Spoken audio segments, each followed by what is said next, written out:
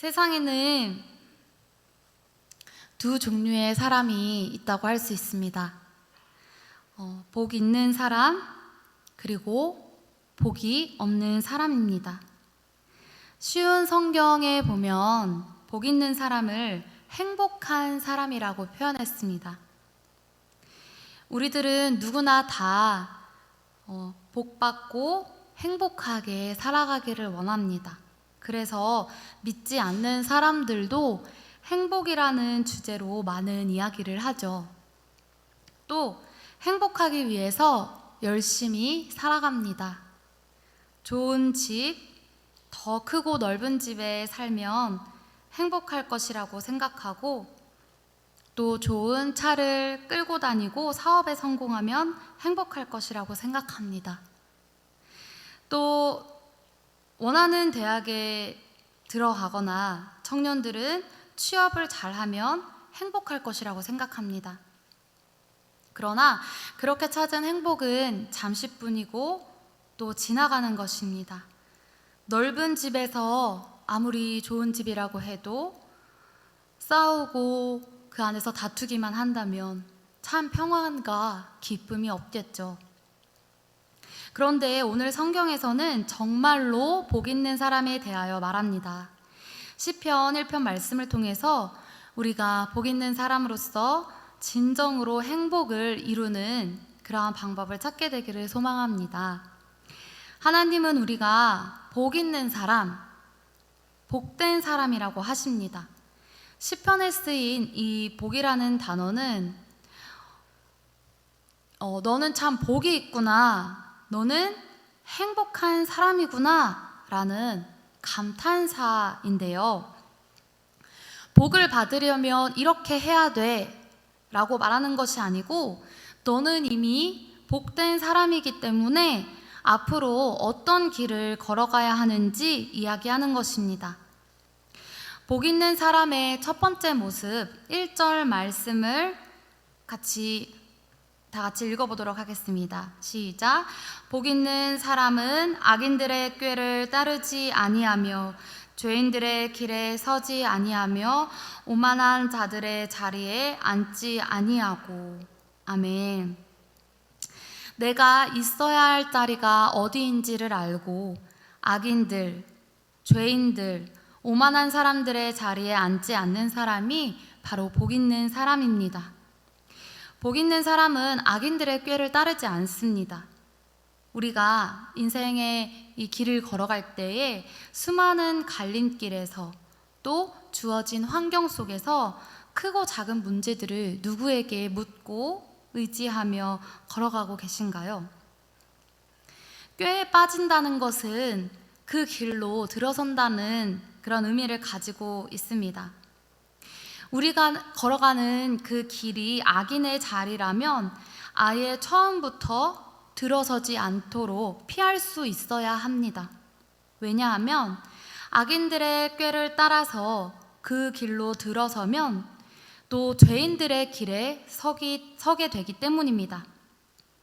한 교실에 친구가 다른 친구를 막 괴롭히고 있을 때 그 괴롭히는 친구 옆에 그냥 서 있기만 해도 같이 괴롭힌 사람이 됩니다. 내가 어디에 서 있는지에 따라서 선생님이 오시면 다 같이 혼나야 돼요. 복 있는 사람은 하나님을 무시하고 살아가는 그 세상의 모습 속에서 같이 서 있지 말아야 합니다.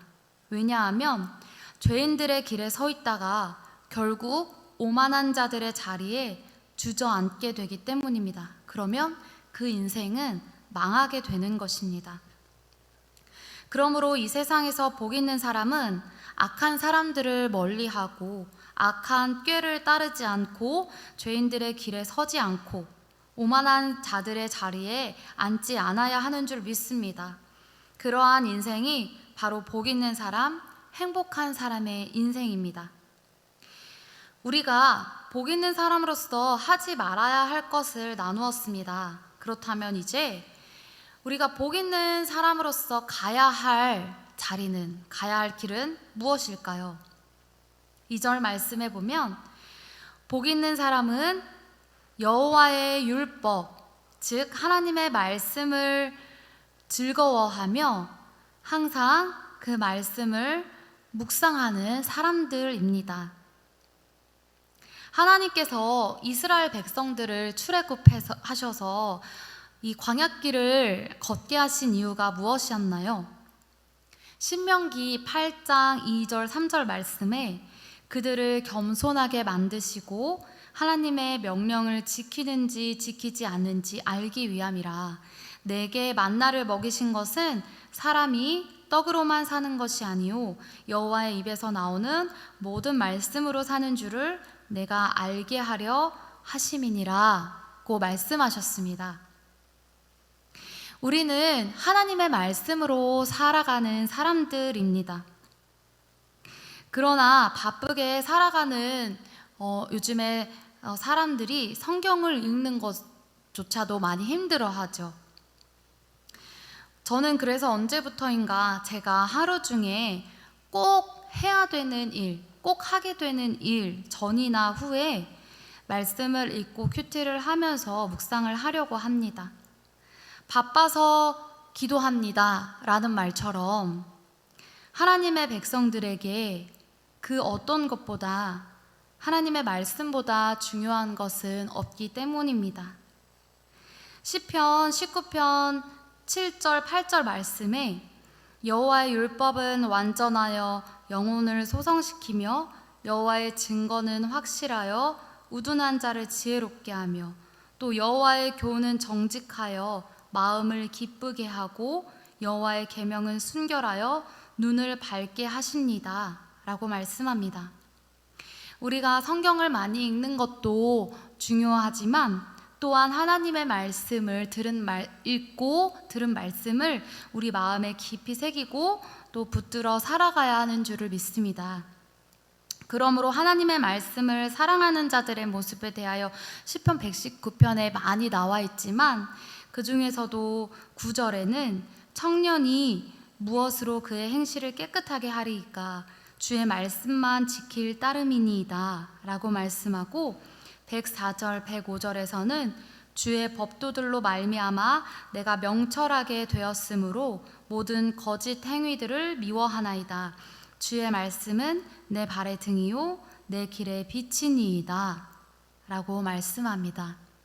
우리가 말씀을 묵상하며 그 말씀을 지켜 살아간다면 하나님께서 우리에게 약속하신 형통의 복을 누리게 될 줄을 믿습니다. 본문 3절입니다. 그는 시냇가에 심은 나무가 철을 따라 열매를 맺으며 그 잎사귀가 마르지 아니함 같으니 그가 하는 모든 일이 다 형통하리로다. 아멘. 여기서 형통하다라는 말은 아시다시피 우리가 원하는 대로 원하는 대로 모든 것이 다 잘 되는 것을 의미하는 것은 아닌 줄 아실 것입니다. 때로는 내가 원하는 대로 되지 않고 하나님의 뜻대로 되는 것이 바로 형통의 복입니다. 왜냐하면 그것이 우리가 사는 길이기 때문입니다. 하나님의 뜻대로 살아가지 않는데도 아무 일이 일어나지 않고 내 마음대로 내 뜻대로 계속해서 살아간다면 그러면은 복 있는 자가 아닌 것이겠죠. 나무는 여기 이 시편에서 시냇가에 심겨진 이 나무는 누군가에 의해 옮겨서 심어진 나무를 의미합니다. 죄인의 길에 서 있던 우리를 예수 그리스도께서 우리를 생명의 시냇가로 심어주셔서 우리를 복 있는 자가 되게 하셨습니다. 요한복음 말씀에 예수님께서는 너희가 나를 떠나서는 아무것도 할 수 없다고 말씀하셨어요. 그러나 우리가 예수님께 붙어 있으면 철을 따라 열매를 맺습니다. 그리고 그 잎사귀가 마르지 아니함 같이 마치 겨자씨 한 알이 자라나서 큰 나무가 돼서 그곳에 새가 깃들이는 모습과 같습니다. 그리고 그곳에는 세상이 줄 수 없는 참 기쁨과 평안이 있는 줄로 믿습니다. 나무가 철을 따라 열매를 맺으며 그 잎사귀가 마르지 아니함 같이 예수 그리스도 안에서 복 있는 사람으로 형통의 복을 누리며 살아가는 우리 모두가 되기를 간절히 소망합니다. 시편 1편은 계속해서 복 있는 사람, 의인들과 악인들의 길을 대조하고 있습니다. 앞에서 복 있는 사람은 시냇가에 심은 나무라고 했는데 악인은 바람에 나는 겨와 같다고 합니다. 시냇가에 심은 나무는 바람이 불고 흔들려도 튼튼히 그 나무가 뿌리를 내리고 있기 때문에 뽑히지 않고 흔들리지 않고 잘 자라갈 수가 있습니다. 그러나 겨는 어떻게 될까요? 바람이 불면 날아가 버립니다. 본문 4절, 6절 말씀에 지금은 악인의 삶이 우리가 보기에 더 나아 보이고 더 잘 되는 것 같고 성공하는 것 같아 보이지만 바람이 불면 악인들은 심판을 견디지 못하고 망하게 됩니다.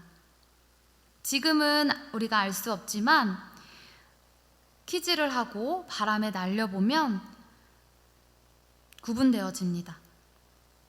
겉으로 보기에는 잘 몰라도 그 안에 생명이 없다면 그 인생은 멸망하고 마는 것이죠. 하지만 하나님의 말씀에 뿌리를 내리고 내가 가야 할 길과 있어야 할 자리를 아는 사람은 바로 복 있는 사람입니다. 마지막으로 6절 말씀 함께 읽겠습니다. 시작. 무릇 의인들의 길은 여호와께서 인정하시나 악인들의 길은 망하리로다. 아멘. 저와 여러분, 하나님께서 인정하시는 길, 하나님께서 기뻐하시는 그 길을 걸어갈 수 있기를 바랍니다. 그 길은 하나님의 말씀을 읽고 묵상하고 또 지켜 행하며 하나님과 함께 걷는 길인 줄 믿습니다. 여기서 하나님께서 인정하신다라는 것은 동행해 주신다는 그런 의미도 가지고 있습니다. 하나님께서 나를 아시고 하나님께서 동행해 주시니 너무나 기쁘고 즐거운 길입니다. 여러분, 복이 있는 사람이 되시기를 바랍니다. 아니, 이미 우리는 복이 있는 사람입니다. 우리 다시 한번 인사 나눠볼까요? 당신은 복 있는 사람입니다. 복 있는 사람입니다. 우리 가정이, 그리고 내가 섬기는 교회가, 그리고 내가 있는 그 곳곳의 공동체가 복이 되기를 소망합니다. 그래서 세상이 인정하지 않더라도 여호와께서 인정하시는, 하나님께서 기뻐하시는 길을 끝까지 걸어가는 우리 모두가 되기를 간절히 소망합니다. 아멘.